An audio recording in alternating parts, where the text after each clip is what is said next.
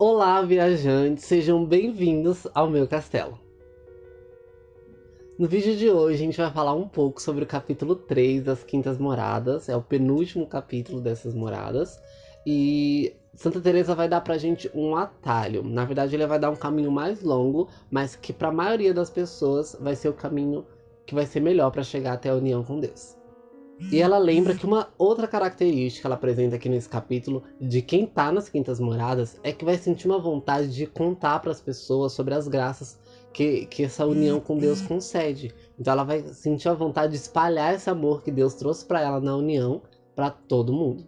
Ela também pede que quando a gente recebe uma grande missão ou grandes graças de Deus, como são as graças das Quintas Moradas, que a gente não descuide para não perder essas graças. Ela dá o exemplo de Judas, do Novo Testamento, e dá o exemplo do rei Saul também, do Antigo Testamento. Como a gente já falou várias vezes aqui nas Quintas Moradas, nem todas as almas são chamadas a essa experiência mística e sobrenatural da união com Deus dessa forma.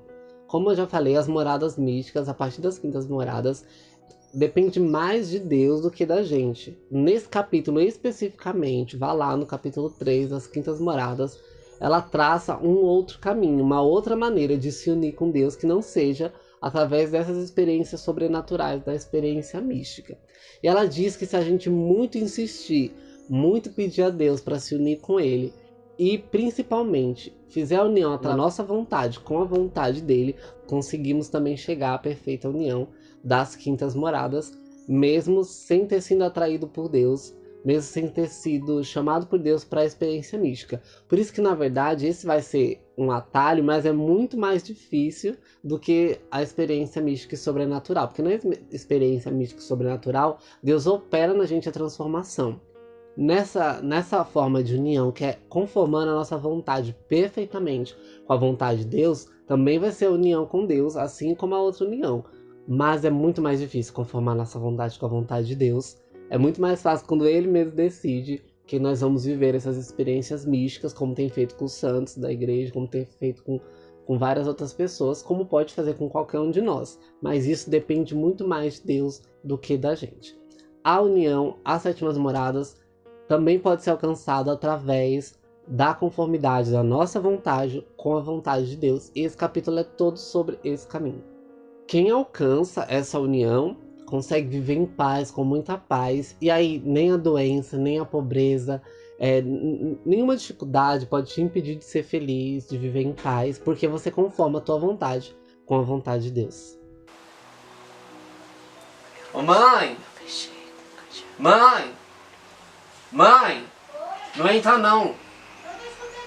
Tô gravando! Gravando! Logo em seguida, mais ou menos no quarto parágrafo, ela diz que há sofrimentos e sofrimentos. E os sofrimentos que são naturais, por exemplo, doenças, coisas que não é consequência de uma escolha sua, que não é simplesmente participação da sua vontade, que você esses sofrimentos não podem, de maneira alguma, te desunir da vontade de Deus. Então, doença, coisas que foram impostas naturalmente a você e por isso você está sofrendo, nunca vai te impedir de estar em união com Deus.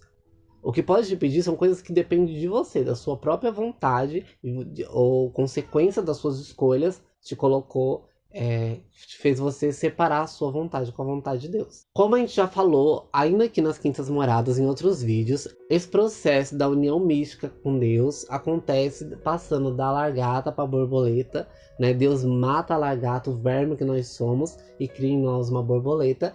Na união mística, como eu falei, na união convencional, que é o processo que Santa Teresa passou, que ela descreveu pra gente, nas Quintas Moradas todas, praticamente. Quem faz esse processo, quem mata a lagarta em nós, é Deus. Deus mata a lagarta para que nasça a borboleta, envolvendo ela no casulo. Nesse caminho que a gente tá falando nesse vídeo, nessa proposta, nesse atalho, que na verdade é mais difícil, mais longo, essa outra maneira de se unir com Deus, nós temos que nos esforçar para matar esse verme que há em nós, para que nasça a borboleta. Se conformar com a vontade de Deus é tentar matar esse verme. A união mística, Deus mata esse verme. Ele promove toda a transformação. Aqui, nós que não fomos chamados, você que não foi chamado, quem não for chamado para a união mística das Quintas Moradas, pode ainda assim ter a união perfeita com Deus através da conformação da tua vontade com a dele. Mas você precisa se esforçar para matar o verme que nós somos e fazer nascer a borboleta, que é o que Deus deseja para nós. E Santa Teresa diz que essa união da conformidade com a vontade de Deus é a união que ela tem desejado por toda a vida. Inclusive ela sendo uma pessoa chamada à união mística com Deus, obviamente, uma santa muito mística, buscava a conformidade à vontade de Deus, porque é consequência da união mística. Mas se nós não somos chamados à união mística, essa é a maneira de se unir com Deus, através da conformidade total e perfeita da nossa vontade com a vontade dele. E ela diz que aí acontece outra seleção, né? Como eu disse, Deus escolhe quem são as pessoas que ele vai chamar para a união mística, e aí nessa outra união a gente pode imaginar, então todas as outras pessoas fazem essa união de conformidade com Deus. Ela diz que não, são muito menos ainda, porque as pessoas não conseguem, não querem, por conta do sofrimento, da dificuldade que é conformar a nossa vontade com a vontade de Deus. Como é difícil conformar a nossa vontade com a vontade de Deus, acaba que poucas pessoas conseguem a união dessa maneira. O primeiro perigo de entender se a gente está conseguindo essa conformidade da nossa vontade com a vontade de Deus é achar que a vida religiosa e seguir os mandamentos é suficiente. Não é. Simplesmente não ofender o Senhor e abraçar a vida religiosa não é o suficiente. É um passo além disso, conformar a nossa vontade com Deus. É um passo além de não pecar, é um passo além de evitar situações do pecado, é um passo além de ter uma vida ascética, religiosa, regradinha. Alguns sintomas desse perigo: o excesso do amor próprio, a mania de julgar muito as outras pessoas e a falta de caridade são algumas das características de pessoas que não estão conformando a vontade de Deus, mas acham que estão porque abraçaram a vida religiosa, ou porque evitam ofender a Deus, porque adoram durante horas. E aí ela vai dizer que, na verdade, mesmo sendo muito doloroso, muito sofrido ter essa união da nossa vontade com a vontade de Deus, ela é simples, porque quem deu essa daí não é ela nesse tratado que vai destrinchar. Quem deu a regra fundamental para a gente viver essa união da nossa vontade com a vontade de Deus perfeitamente foi o próprio Deus encarnado. Jesus deu, em 2 frases, a maneira perfeita e correta da gente viver da gente conformar a nossa vontade com a vontade dele. Antes de dizer quais são essas coisas, ela vai dizer o que não é a união da nossa vontade com a vontade de Deus. Por exemplo, não é entrar num estado de transe absoluto que todas as coisas do mundo desaparecem, né? Ela dá o exemplo de não chorar a morte de pai e mãe, sabe? Nada mais me abala porque eu só amo a Deus. Não é isso. Não é isso. Não é você... seu pai e sua mãe morrer e você não sentir nem isso mais te perturbar porque agora eu sou como um anjo. Nada mais me perturba. Não é. Não é isso que é conformar a vontade de Deus. Outra coisa que não é a vontade de Deus é passar os sofrimentos, as enfermidades, cantando, alegre, porque ela reconhece que nós somos humanos, ela conhece que vai ser difícil, que é uma mortificação.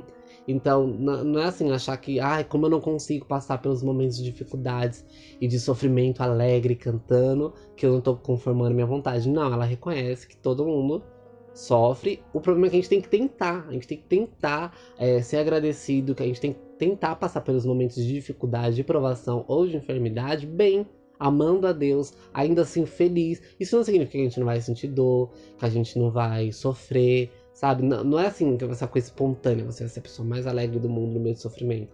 Como eu não consigo ser alegre no meio do sofrimento, eu não tô conformando a minha vontade, a vontade de Deus. Não é isso. E agora ela diz as 2 coisas que Jesus pede pra gente conformar a nossa vontade com a vontade de Deus.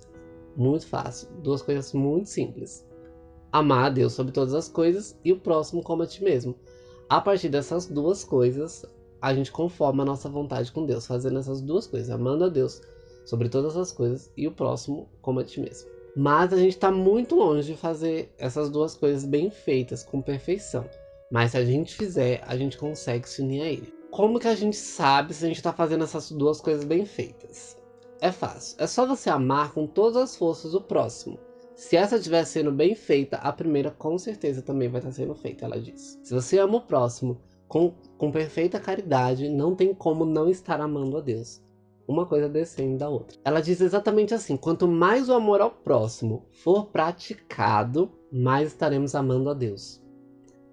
eu acho essa morada fundamental pra gente entender que esse processo do castelo interior que ela tá falando pra gente não significa que ela ficava trancada na cela dela, rezando, flutuando e tendo experiências místicas. Ela tinha uma vida normal, ela tinha que trabalhar no convento, ela ia fundar outros conventos, fazer as fundações do Carmelo Descalço. Então ela tinha toda uma vida ativa também. E mesmo assim ela continuava unida a Deus na oração, nos momentos de oração. Então é muito importante a gente entender que essa vida de oração, essa vida, tanto a mística quanto essa oração de união, através da conformidade da nossa vontade, é para todo mundo, não é só para quem está na vida religiosa, ainda que tenha mais condições dela se concretizar. Essa vida de união com Deus, de perfeita união com Deus, é para todo mundo. Aqui no meio também ela dá uma dica que é que tomar cuidado com o demônio, que o demônio também pode dar virtudes, ele dá falsas virtudes para que a gente pense ser virtuoso. Como que a gente distingue quando a falsa virtude do demônio é a virtude de Deus? As virtudes que Deus dá, de maneira alguma te deixa soberbo e orgulhoso.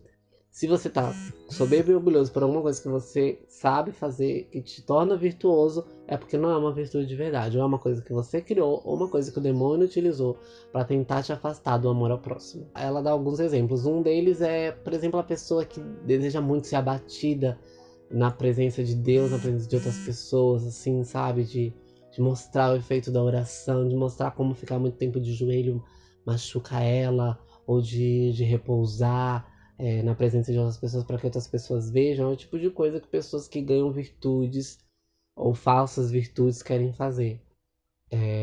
Porque isso é soberba e vaidade. E da pessoa que, durante a oração, muito devota na oração, que evita até pensar em outra coisa, ou se mexer durante a oração para ficar muito concentrada na adoração, assim, não quer se mexer, não quer pensar em outra coisa, sabe? É o tipo de pessoa que não entendeu muito bem o que é oração de conformidade com a vontade de Deus. E aí ela diz que o Senhor quer obras, o Senhor quer que se você veja uma pessoa doente, que você dê alívio a ela. Se você vê uma pessoa com fome, que você dê de comer a ela. Que você aprenda a louvar as virtudes das pessoas que você conhece, dos seus amigos, dos seus parentes, das pessoas do seu serviço. Que você consiga mostrar para as pessoas as virtudes dela, sabe? Exaltar as virtudes do irmão é uma coisa muito boa. E conformando a nossa vontade com a vontade de Deus através do amor pelos irmãos, através do amor pelas outras pessoas, ela mais uma vez nos mostra que essa experiência do castelo interior não é uma experiência de isolamento. Entrar dentro de si mesmo, se conhecer através do conhecimento a Deus, não é se isolar do mundo, não é ignorar a existência do mundo exterior, não. É pelo contrário, é ser transformado de dentro para fora. É agir nas obras com amor e a caridade que você aprendeu que existe dentro de você.